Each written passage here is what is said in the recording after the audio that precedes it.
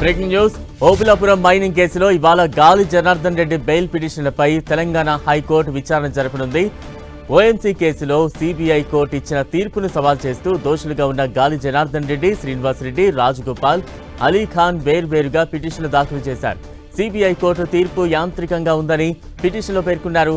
Bail మంజూరు చేయాలని కోరారు. అన్ని అంశాలను పరిగణలోకి తీసుకోకుండానే సిబిఐ కోర్టు తీర్పు వెలువరించిందని తెలిపారు. కేసు విచారణ సందర్భంలో గాలి జనార్దన్ రెడ్డి, శ్రీనివాస్ రెడ్డి 3.5 ఏళ్ల పాటు జైలు శిక్ష అనుభవించినట్లు వారి తరపు న్యాయవాదులు కోర్టుకు తెలిపారు.